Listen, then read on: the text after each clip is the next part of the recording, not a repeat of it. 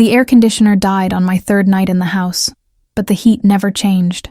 I sat in the parlor at 2 a.m., sweat pooling in the hollow of my collarbone, watching the thermostat climb to 94 degrees.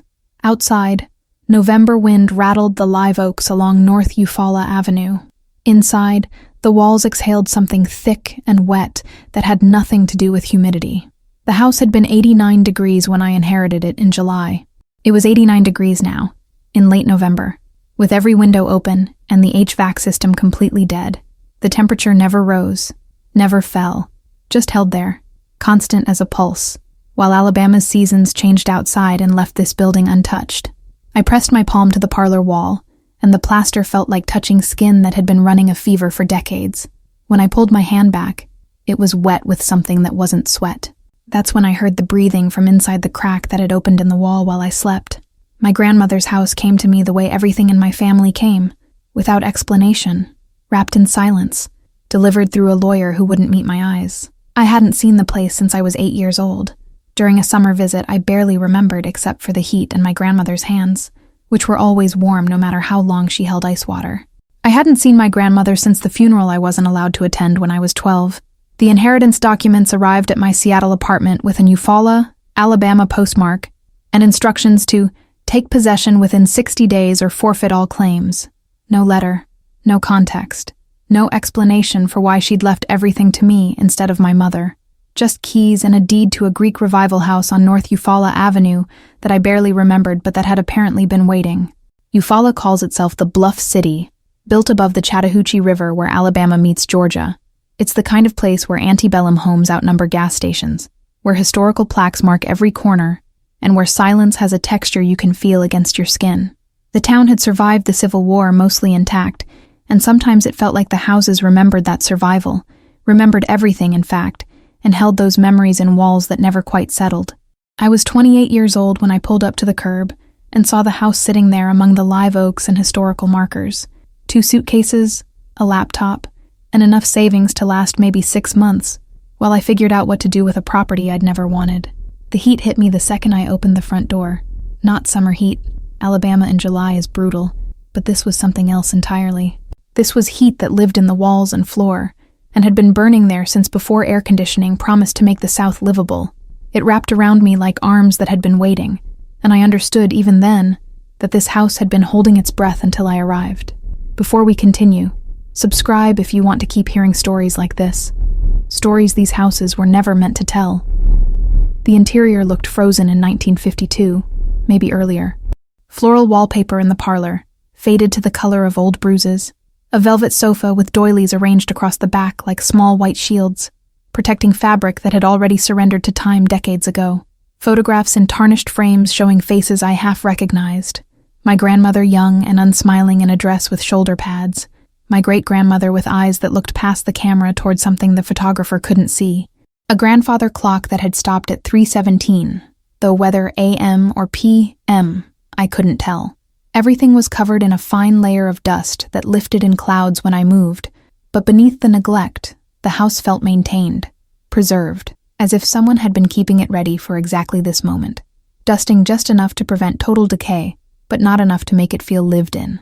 I set my suitcases down in the entry hall, and the floorboards creaked in response. Not the random settling of old wood, but a deliberate sound that moved from where I stood toward the back of the house, like footsteps answering footsteps, like the building was acknowledging my presence. The heat pressed against my skin, patient and alive, and waiting for something I didn't understand yet. I found the thermostat in the hallway between the parlor and the dining room.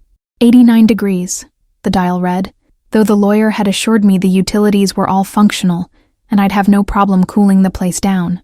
I turned the dial to 72 and listened to the HVAC system cough and rattle in the walls like it was waking from a long sleep. The sound echoed through the house for maybe 30 seconds, then stopped abruptly. The temperature didn't change. I explored the rest of the first floor while sweat soaked through my shirt. The dining room held a table that could seat 12, though only 2 chairs were pulled out, as if my grandmother had been expecting company that never arrived. The china cabinet was full of plates with a pattern I recognized from my childhood. Blue willow, the kind you could find at any estate sale. But these looked older, hand-painted maybe, from an era when people still valued such things. The kitchen still had a 1950s Chambers stove, the kind collectors paid thousands for on eBay, sitting unused beside a newer electric range that looked like it had been installed in the 80s and abandoned shortly after. The refrigerator was empty, except for a single mason jar on the top shelf, filled with something dark and viscous that I didn't want to examine too closely. When I opened the jar to see if it had gone bad, it was still warm to the touch despite sitting in a cold refrigerator. I poured it down the sink and immediately regretted it. The liquid was thick as honey and smelled like copper and smoke, and it left a residue in the drain that looked almost black in the afternoon light coming through the window. The cabinets held mismatched dishes and glassware from multiple decades, as if the house had accumulated objects the way bodies accumulate scars, each one marking a specific moment of damage that never quite healed. I found teacups from the 1930s next to Tupperware from the 70s next to a single crystal wine glass that looked Victorian. Nothing matched. Nothing suggested conscious curation. It was just accumulation. Objects piling up over generations until the kitchen became a museum of everyday items nobody wanted anymore. Upstairs, 4 bedrooms opened off a central hallway that ran the length of the house. The hallway was papered in a different pattern than the parlor, geometric designs that hurt to look at too long, angles that seemed to shift when I wasn't looking directly at them.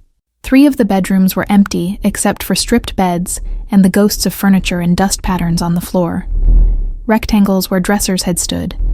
Circles where lamps had sat on nightstands. The negative space of a life dismantled piece by piece until only the outlines remained. The 4th bedroom, my grandmother's room, I knew immediately based on the hospital bed and medication bottles still arranged on the nightstand, was the only space that felt occupied, not by a person. By presence. The bed was made with military precision, white sheets pulled tight as skin over bone. A rocking chair sat by the window, positioned to look out at the street, and when I touched it, the chair was still warm, like someone had just stood up.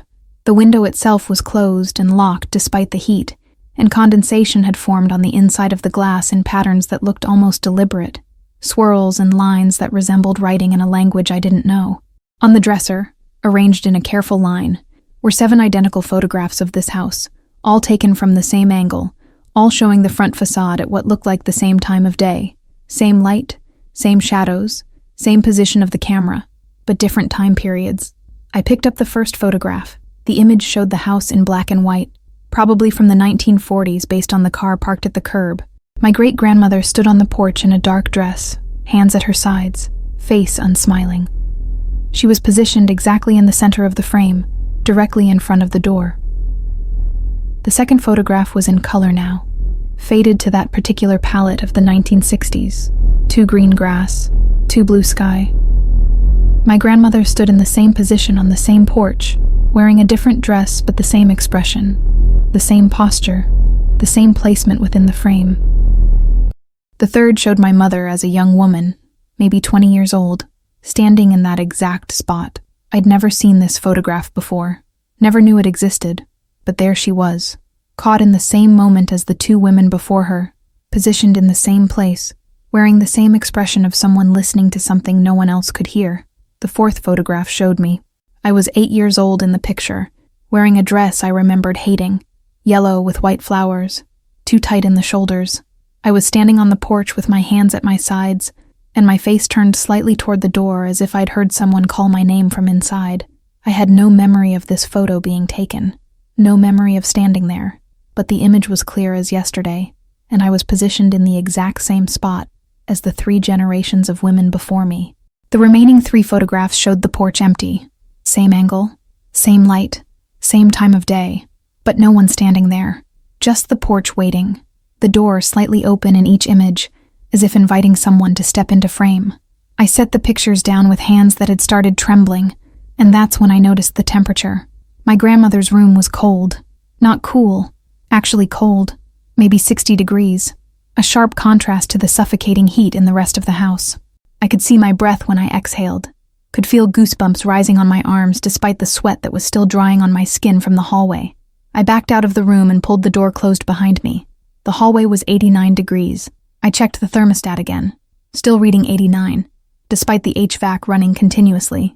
I opened the door to my grandmother's room and felt the cold air spill out like water from a broken dam, pouring into the hallway and disappearing within seconds like it had never existed. The house was holding 2 different temperatures in 2 different spaces, And it wasn't an accident or a mechanical failure. It was a choice. The building was choosing to be cold in one room and hot everywhere else, and I had been inside for less than 4 hours. That's when I heard the sound from downstairs. A single sharp crack, like wood splitting under pressure, loud enough to echo through the entire house. I found it in the parlor. A fracture had appeared in the wall while I was upstairs, running from floor to ceiling in a perfect vertical line that divided the room exactly in half. The crack was maybe an inch wide at its widest point, and when I leaned close, I could feel heat radiating from inside it. Not the ambient warmth of the house, but something hotter, something that felt like it was burning its way up from somewhere deep below the foundation. I pressed my hand to the wall beside the crack, and the plaster was hot enough to hurt. When I pulled back, my palm was red, and there was a handprint burned into the wallpaper, darker than the surrounding pattern, permanent. The house was changing, not settling or aging or decaying in the normal way old houses do. It was actively transforming, opening itself up from the inside, and I had been here less than 4 hours. I slept on the sofa that night because I couldn't bring myself to use any of the bedrooms. The parlor was still 89 degrees. The crack in the wall had stopped growing, but I could hear things moving inside it. Not wind, not pipes, not anything that should exist inside a wall. Movement that sounded deliberate, purposeful. At 3:17 a.m., the grandfather clock started running. I told myself it was foundation damage. The house was over 150 years old, built on Alabama clay that shifted with every season, expanding in the wet winters and contracting in the dry summers. The crack in the parlor wall was just settling, normal deterioration. The temperature differential was bad insulation and failing ductwork from a system installed decades ago and never properly maintained. The photographs on my grandmother's dresser were someone's strange attempt at family documentation, nothing more sinister than a tradition nobody had explained to me. I spent the next 3 days trying to make that explanation fit. I called a contractor from town, a man named Robert Mullins, whose family had been in Eufaula as long as mine. He arrived in a truck that had seen better decades, wearing work clothes that were clean but faded, and he walked through the house with a thermal camera and a moisture meter, frowning at readings that didn't make sense. "This wall," he said, standing in front of the crack in the parlor. "It's hotter than the rest of the house, significantly hotter. But there's no heat source behind it. No pipes, no electrical, nothing that should be generating this kind of thermal signature. Could it be sunlight? Maybe the way the house is positioned. It's north-facing," he interrupted. "Never gets direct sun. And it's hotter on the interior surface than the exterior. Heat doesn't work that way unless something's generating it from inside the wall cavity." He took more measurements, checked the crawl space, examined the attic insulation. Every reading confused him more than the last. Finally, standing in the entry hall with sweat beading on his forehead, despite the November chill outside, he delivered his verdict. "The structure is sound. Foundation's solid. No water damage, no termites, no rot. But the systems are failing in ways I've never seen. That crack in the parlor, it's not structural. It's like the wall just decided to split open. And the temperature in here?" He trailed off, looking around the room like he was seeing something I couldn't. "How long did your grandmother live here?" 63 years. "Alone?" "After my grandfather died, yes." "Why?" He shook his head. "I've worked on a lot of old houses in this town. Some of them have histories. Your grandmother's place has a reputation." "What kind of reputation?" "The kind where people don't ask questions." He packed up his equipment quickly, efficiently, like he'd been looking for an excuse to leave. "I can give you names of foundation specialists in Columbus if you want a second opinion. But honestly, if this house was mine, I'd sell it and move on." "You won't take payment for the visit?" "No, ma'am. And I won't be coming back." He left quickly enough that I knew he'd been uncomfortable the entire time, just hiding it better than I was. I researched the house's history next, spending an afternoon at the public library on Broad Street, while rain drummed against the windows and librarians whispered at their desks about an upcoming historical society meeting. The property records went back to 1847, when a man named Samuel Garrett built the house for his wife and 5 daughters. The place had passed through inheritance ever since, always to women, always to the oldest daughter, always with the same instruction in the wills. She must live in the house, not maintain the house, not preserve it or care for it, live in it. My grandmother had lived here for 63 years, her mother for 58, her mother before that for 41. An unbroken chain of women inhabiting this space, bound by inheritance and obligation, and something the documents never named. I found one newspaper article from 1969, buried in the microfiche files that the library kept in a basement room that smelled like mildew and forgotten things. Local woman found in home after neighbors report concerns. The story was brief. My great-grandmother had died in the house, alone, and hadn't been discovered for 3 weeks despite the August heat. The article noted that the body showed minimal decomposition, as if preserved by conditions inside the residence. The police had attributed it to the house's sealed windows and consistent temperature, but the coroner's report, which I found in the county records office the next day, told a different story. My great-grandmother's body temperature at discovery had been 102 degrees, despite being dead for weeks. The coroner had noted it as an anomaly, possibly related to the measurement equipment, and moved on. But I knew better. I'd felt the heat in this house, felt it pressing against my skin like something alive. My great-grandmother hadn't cooled after death because the house had kept her warm. That night, I measured the temperature in every room with a digital thermometer I'd bought at the hardware store. The parlor, dining room, kitchen, and 3 upstairs bedrooms all read exactly 89 degrees. My grandmother's room read 58. The crack in the parlor wall had widened another 1/4 inch since morning, and I could see darkness inside it now. Not shadow, but actual darkness. The kind that doesn't reflect light even when you shine a flashlight directly at it. I convinced myself it was explainable. Old houses in the South were full of strange phenomena. Humidity did odd things to temperature. Thermal mass could create pockets of heat that persisted long after the source was gone. Grief made people see patterns where none existed, made us assign meaning to coincidence and call it truth. My grandmother had lived here until she was 96 years old, which meant the house was safe, functional, nothing to fear. I almost believed it. I spent my evenings exploring the house room by room, cataloging its contents, trying to understand who my grandmother had been in the decades after my mother left. I found drawers full of unopened mail, bills paid automatically through a bank account that still had money in it, medical supplies in the bathroom, oxygen equipment, prescription bottles, a walker that had never been used. It looked like she'd been preparing for decline that never came, buying equipment for infirmity she never experienced. The only room that showed signs of regular use was her bedroom, and even that felt staged. The rocking chair by the window had worn patches on the arms where hands had gripped it, but the view it offered was just the street and the neighboring houses. Nothing worth watching for hours.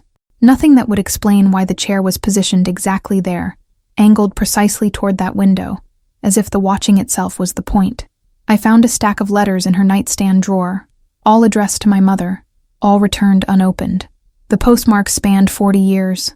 My grandmother had written to my mother every year on the same date, July 23rd, which I realized after checking my birth certificate was my birthday. Every year for 40 years, she'd sent a letter on my birthday, and every year my mother had sent it back unopposed. I opened the most recent one, dated last July 23rd, 3 months before my grandmother died. The letter was short. She needs to know. She needs to understand before it's too late. The house is waiting, and I'm not strong enough to hold anymore. Please, let her come home.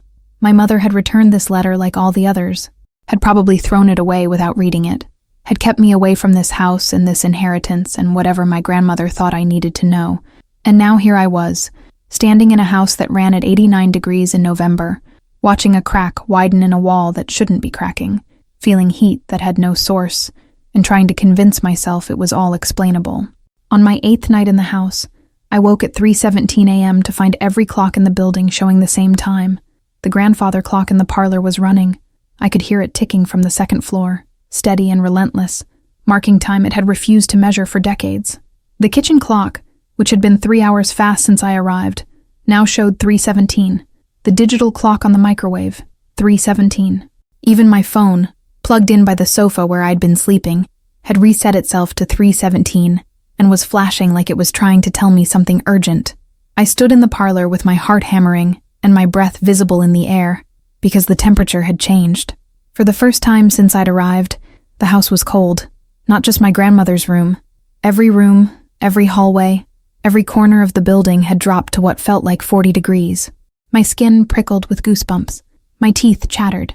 The sweat that had been constant for 8 days had dried on my skin and left me shivering in my t-shirt and shorts. And in the sudden cold, I could see my breath rising in clouds that looked like they were being pulled toward the crack in the wall. The crack had widened to 3 inches. I walked toward it slowly, watching my breath stream across the room and disappear into that vertical darkness, like smoke being drawn up a chimney. The house was breathing, actually breathing, and I was exhaling into its lungs. When I got close enough, I heard something from inside the wall, breathing, not the house settling or wind through gaps in the structure, or pipes expanding and contracting with temperature changes. Someone breathing. Slow, steady, patient breaths that had been going on for so long they'd become part of the building's rhythm. Inhalation that sounded wet and labored. Exhalation that carried heat I could feel on my face, even from 3 feet away. I pressed my ear to the plaster beside the crack and heard it clearly. The sound of lungs that should have stopped working decades ago, still pulling air through a space that shouldn't exist. And then I heard my name. Not spoken, exhaled. My name riding out on one of those breaths, shaped by a mouth I couldn't see but that I suddenly, terribly recognized.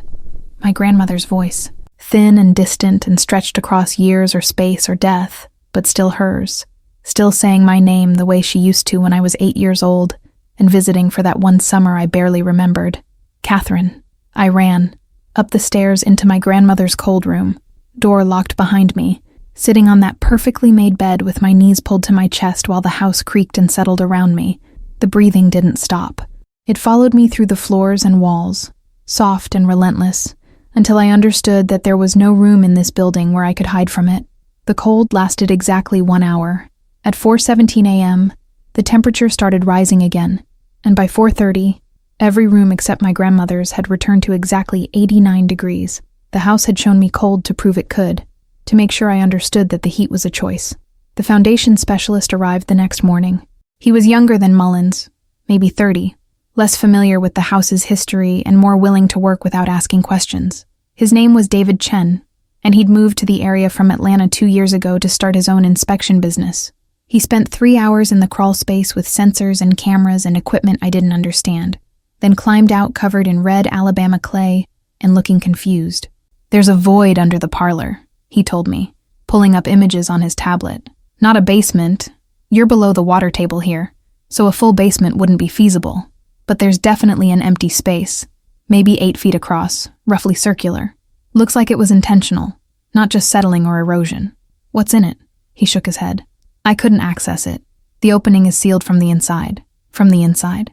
"Yeah. I could see mortar work on the interior side of the foundation stones. Someone was down there and sealed themselves in. Or," he stopped himself, seemed to reconsider what he was about to say, and settled on, "or didn't want anything coming up after them." He showed me the images. The void was exactly where the crack in the parlor wall appeared, directly below it, as if whatever was splitting the wall was rising from that space. The thermal imaging showed it was significantly hotter than the surrounding earth, at least 120 degrees, which made no sense at ground level in November. "Have you noticed any temperature anomalies in the house?" he asked. I almost laughed. "Yes. The heat signature from this void is consistent with the readings I'm getting in the parlor. Whatever's generating the temperature differential is coming from below." He packed up his equipment slowly, clearly thinking through something he wasn't ready to say out loud. "Mr. Mullins told me you called him out here last week. He wouldn't take payment. Wouldn't come back. Robert's worked on every significant property in this county. He's seen things in these old houses that would make most people sell and leave town." David looked up at the house, then back at me. "If he won't work here, there's a reason. But you will?" I'm new enough that I don't know all the stories yet. He smiled, but it didn't reach his eyes, though I'm starting to think ignorance isn't protection. He wouldn't go back down to the crawl space, wouldn't touch the crack in the parlor wall, just gave me his findings in a professional report that carefully avoided suggesting anything beyond normal foundation settlement, and he refused payment the same way Mullins had. Before he left, he turned back from his truck. "My grandmother grew up in Eufaula. She told me once that some of the old houses here have agreements, that the families who built them made arrangements with things that were here before the town, before the state, before any of this was settled. She said the houses remember those agreements even when the families forget." "What kind of agreements?" "She wouldn't say. Just told me if I ever got called to work on certain properties I should charge double or refuse the job entirely." He glanced at the house. "She never mentioned this address specifically, but I'm starting to think she should have." That night, the house went back to 89 degrees everywhere except my grandmother's room. The cold vanished as quickly as it had come, replaced by that thick, pressing heat that made every breath feel like drowning. But now I knew it was a choice. The house could change its temperature, could shift between extremes with purpose, and it had shown me cold to make sure I understood that the heat was deliberate. The heat was the point. The crack in the parlor wall was now 4 inches wide. I could fit my whole hand inside if I wanted to, though I'd already learned that was a mistake. The heat radiating from the darkness was intense enough to blister skin. I started having dreams that weren't dreams. Memories that weren't mine. If you're still listening, you're already part of this house. I found my grandmother's journals in a locked drawer in her bedroom, hidden under spare pillowcases that smelled like lavender and something else. Something chemical and sweet that reminded me of embalming fluid. The drawer shouldn't have been locked. There was no keyhole, no latch, nothing visible that would prevent it from opening. But when I'd tried it the first week, it wouldn't budge. Now, on my 10th night in the house, it slid open easily when I pulled the handle. The house was deciding what I could see and when I could see it. There were 11 journals, spiral-bound notebooks with covers that had faded from black to gray. They dated back to 1952, the year my grandmother had moved into this house as a new bride at 22 years old. The entries weren't daily. They came in clusters, sometimes months apart, sometimes years, always in the same neat handwriting that deteriorated over the decades into something shaky and desperate. June 3rd, 1952. The house is warm. Mother says I'll get used to it. She says every woman in our family gets used to it eventually. She says it's been this way since the beginning, since Sarah sealed herself below, since the first agreement was made. I don't understand yet, but Mother promises I will. She says the heat will teach me everything I need to know. August 17th, 1954. I tried to leave today, made it as far as the front gate before the fever started. By the time I reached the porch, I couldn't stand. William found me collapsed by the door and carried me inside. The fever broke the moment I crossed the threshold. Mother was right. I can't leave. The house won't allow it. October 22nd, 1961. I haven't been outside the property line in 7 years. William goes to work, goes to church, goes to the store, lives a normal life while I burn. Dr. Patterson says my temperature is normal, but he's wrong. I'm burning. Have been burning for 9 years. The house keeps me at 98.6 on the outside, but inside, I'm the same as these walls. I'm the same temperature as what's trapped below. March 8th, 1969. Mother died last night in her own house 3 streets over. I heard her in the walls this morning. Not her voice, just her breathing, the way she breathed at the end when the pneumonia took her. The house absorbed her somehow, added her to whatever it's holding. I understand now that we don't just live here. We become part of the structure. We feed it with our heat. And when we die, we don't leave. We just move deeper. November 15th, 1983. My daughter asked why I never leave the house. Why I don't come to her school plays, or her graduation, or her wedding. I told her it's because I love it here. The truth is simpler. The house won't let me, and I won't let what's below come up. We're bound now. We've been bound since my wedding night, when Mother explained what lives in the foundation, and what our family has been holding in place for 5 generations. What we've been burning to contain. February 12th, 2003. The heat is getting worse. I think I'm failing.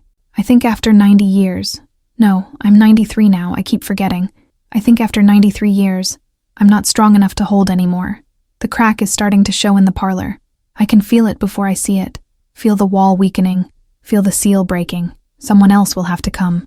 Someone else will have to burn. I've held it as long as I can. May 30th, 2024. I called for her. I shouldn't have, but I'm so tired. The house helped me find her number. The house helped me dial, helped me speak, even though my voice is mostly gone. I told her about the inheritance. I didn't tell her why. She'll find out the same way I did, when the heat starts, and she realizes it's not coming from the walls anymore. It's coming from her. She'll understand then. She'll have to. I dropped the journal, and it fell open to a page I'd skipped. A photograph was taped there, the same image I'd seen on her dresser, of me at 8 years old standing on the porch, but this print had writing on the back. I peeled it carefully from the page and turned it over. The handwriting was my grandmother's, though shakier than the early journals, written recently. She heard it even then. I saw her listening. She'll hear it again when she comes back. The house chooses who can carry the weight. It chose Sarah in 1847. It chose every woman after. It's choosing her now. I went downstairs on legs that felt like they belonged to someone else. past the crack that now ran floor to ceiling, and was wide enough that I could see shapes moving in the darkness beyond. Not shapes, a shape, singular, something that pressed against the interior of the wall like it was testing the boundaries, learning what it could reach. I went to the kitchen and filled a glass with water from the tap. My hands were shaking so hard the water sloshed over the rim. When I tried to drink, I realized my throat was so dry I could barely swallow, and the water tasted like metal and heat. The house was silent around me. Not the silence of an empty building, but the silence of something listening, waiting. I set the glass down and spoke to the empty room. "What are you?" The lights flickered once. The crack in the parlor wall exhaled a breath of heat that rolled through the house like a wave, strong enough to make the photographs rattle on the walls. And in that moment, I felt it. The presence I'd been sensing since I arrived. The consciousness that lived in these walls and under these floors. The house wasn't haunted. The house was awake, and it had been waiting for me to ask the right question. That night, I dreamed. Not a normal dream. A memory that wasn't mine, downloaded directly into my sleeping mind by something that wanted me to understand. I was standing in the crawl space beneath the parlor in 1847, watching a woman I recognized from the oldest photograph seal herself into the void with mortar and stone. She was my great-great-great-grandmother Sarah, and she was crying as she worked, building the wall that would trap her in the darkness below the house she'd helped build. Her husband stood above in the parlor, watching through the gaps in the floorboards, and they were both crying, but neither was stopping what was happening. "Someone has to hold it," Sarah whispered to the stones as she placed them. "Someone has to burn so it doesn't. The land remembers what was here before. The land wants it back. We made an agreement. We can live here if we keep it contained. If one of us always stands between." She placed the final stone and sealed herself in darkness.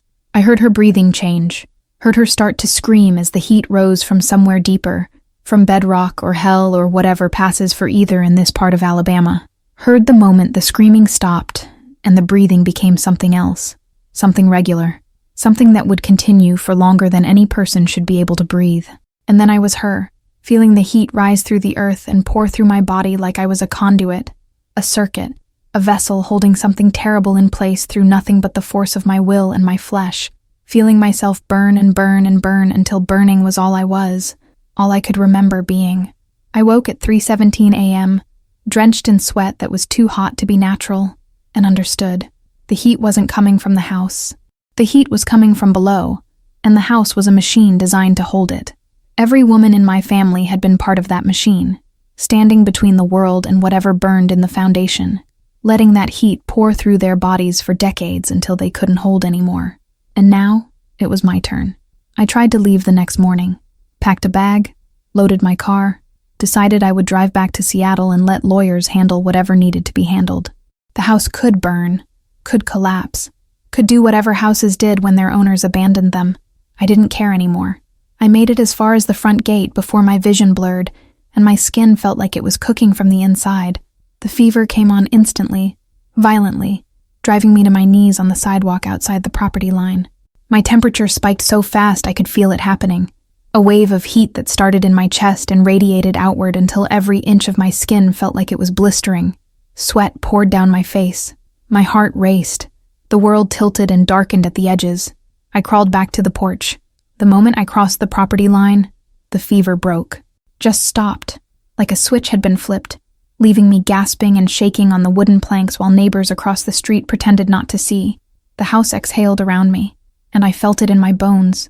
Satisfaction. Relief. The building settling back into its rhythm now that I was where I belonged.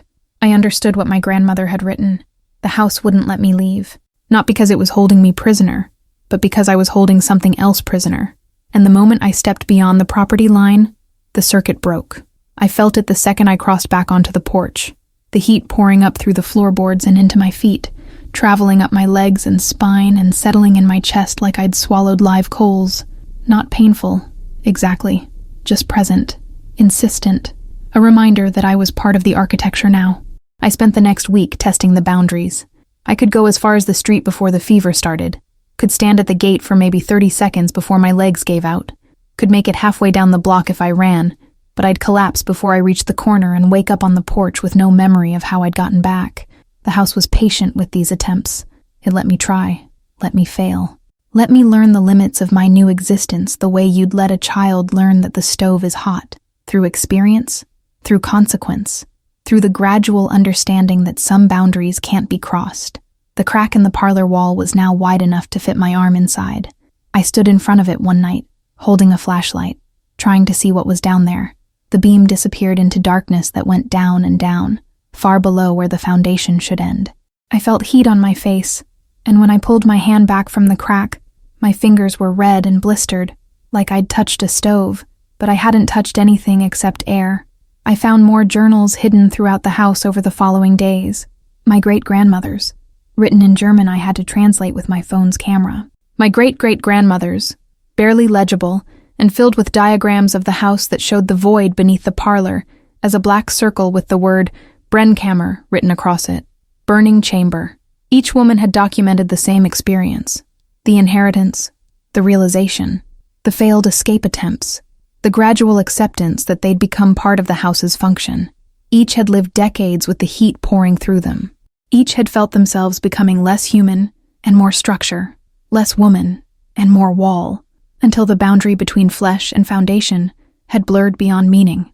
My great-great-grandmother's journal included detailed measurements. She'd tracked the temperature of the void over 40 years, documenting its slow increase. In 1867, when she first moved into the house, the void had been 98 degrees. By 1907, when she wrote her final entry, it had reached 115. My great-grandmother had picked up where her mother left off, 115 degrees in 1908. 128 degrees by 1950. My grandmother's measurements showed the progression continuing. 128 degrees in 1952. 142 degrees by 2020.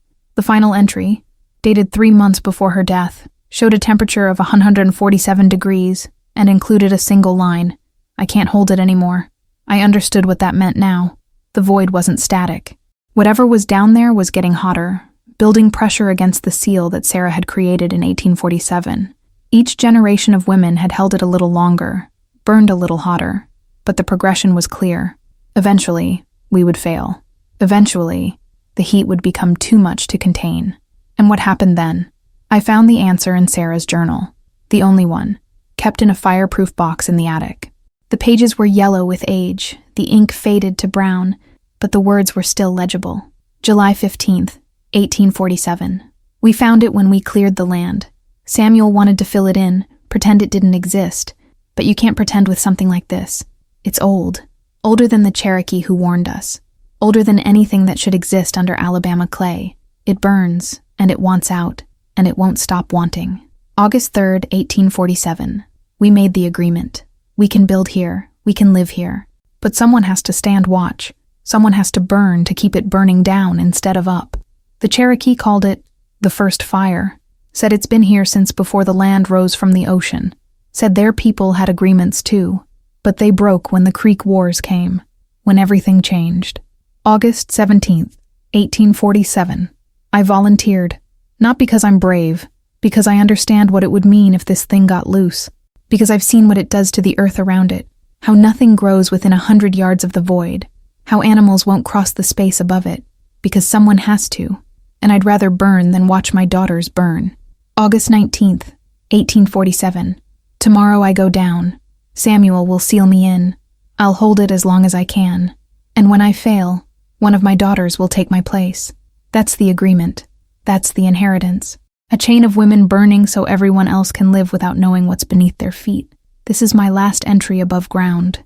If you're reading this, you're part of the chain now.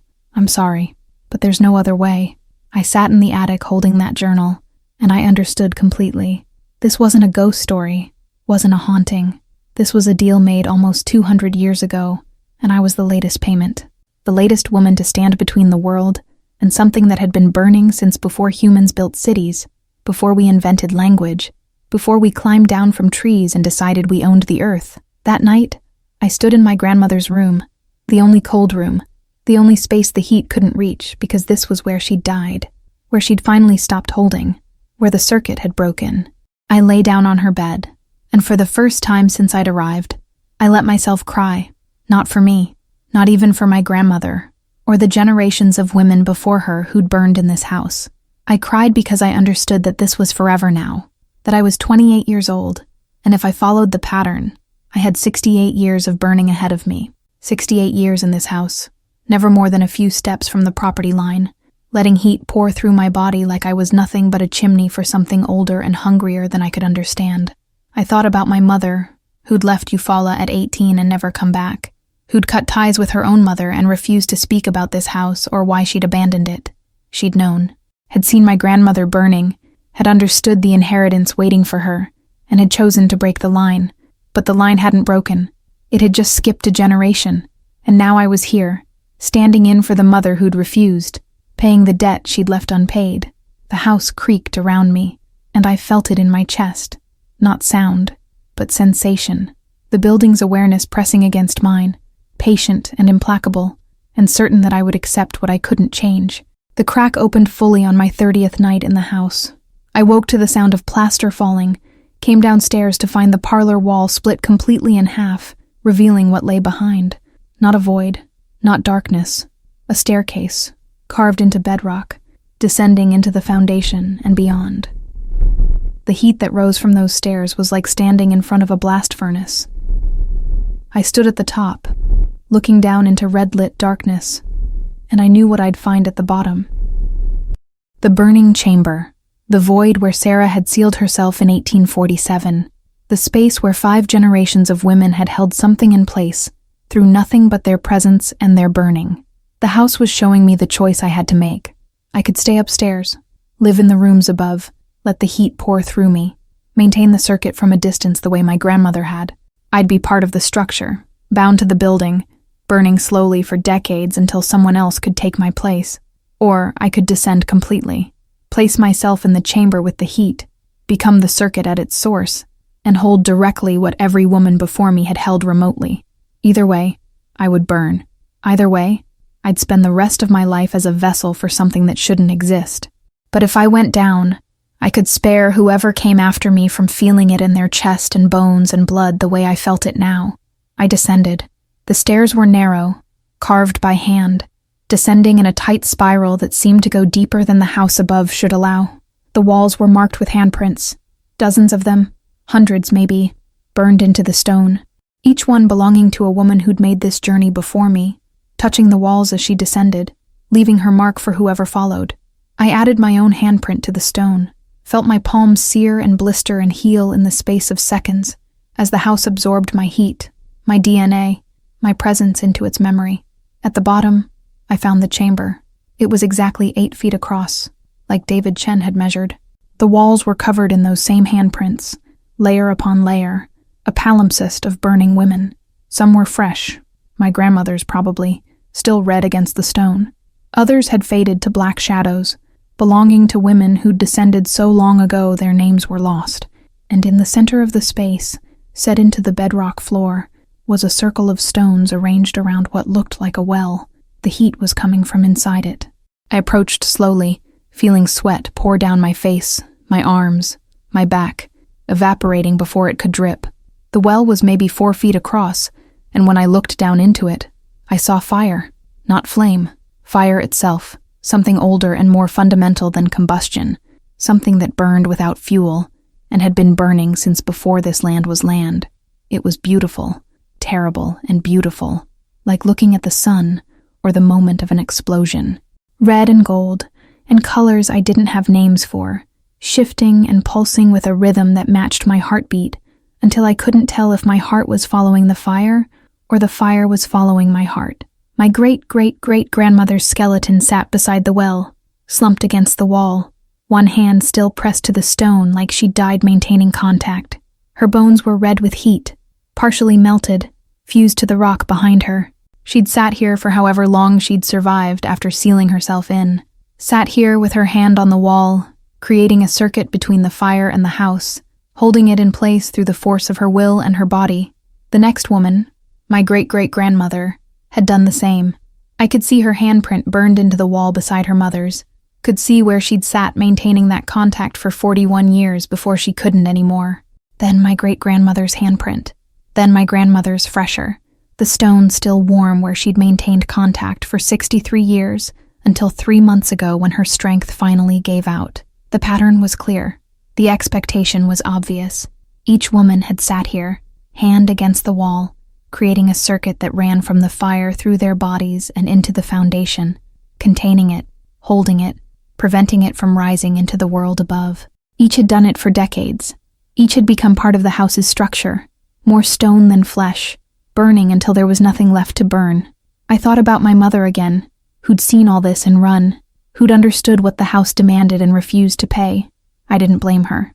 How could I? She'd chosen freedom, chosen life, chosen to exist as more than a vessel for something else's containment. But someone had to hold it. That was the agreement. That was the inheritance that went deeper than property or money or family legacy. Someone had to burn. I sat down beside my grandmother's skeleton. I placed my hand on the wall where hers had rested for 6 decades, and I felt the heat rush into me like I'd become the well itself, like every fire that had ever burned anywhere had found a channel through my flesh. It should have killed me. Would have killed anyone who wasn't born to this house, this family, this particular inheritance. But I was made for this. We all were. 6 generations of women bred to burn, to hold, to stand between the world and something it was better off not knowing existed. The pain lasted maybe 30 seconds, the time it took for my nervous system to accept that this was permanent now, that burning was my new baseline. Then it faded into something else. Not pleasure, exactly, but rightness. Like my body had been hollow all my life and was finally filled. I could feel the house settling above me, could feel the crack in the parlor wall sealing itself now that I was in place, could feel the temperature in the rooms above dropping, slowly, degree by degree, as the heat flowed down instead of up, channeled through me instead of dispersing through the walls. The house exhaled, and I felt it in my bones. I've been here for 3 months now. Time moves differently in the chamber. I know months have passed, because I can feel the seasons changing in the bedrock, feel winter giving way to spring, feel the earth warming above me while I burn below. But it feels like days, hours, moments that stretch and compress until I'm not sure if I'm experiencing time or just remembering it. The heat doesn't hurt anymore. It's part of me now. I'm part of it. I haven't slept, haven't felt hunger or thirst, haven't felt anything except the fire pouring through me and the house above breathing in rhythm with my lungs. Sometimes I hear footsteps upstairs, tourists maybe, or historical society members checking on the property now that it's empty.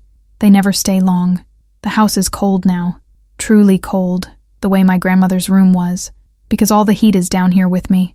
I'm holding it. I'm burning so it doesn't. And in another 60 years, give or take, someone else will inherit this house. Someone else will find the crack in the parlor wall and the stairs leading down. Someone else will see my skeleton slumped beside my grandmother's, our bones fused to the stone, our handprints burned into the wall, and they'll have to choose whether to take our place or let the fire rise. I hope they choose what I chose. I hope they understand that some inheritances aren't about houses or property or family legacy.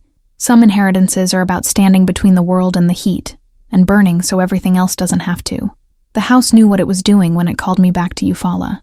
It knew I could carry the weight. It knew I'd choose to descend instead of living half-contained in the rooms above, spending decades feeling heat pour through me while pretending to live a normal life. There's no pretending down here, no illusions, just me and the fire and the stone, and the understanding that this is what I am now, not a person anymore, a circuit, a seal, a woman-shaped wall holding back something the world forgot existed, and now the heat stays behind, not in the walls or the air or the rooms above, but here in the foundation, where it's always belonged, where I belong now too. Subscribe if you want to keep hearing stories about houses that hide what no one wanted to face.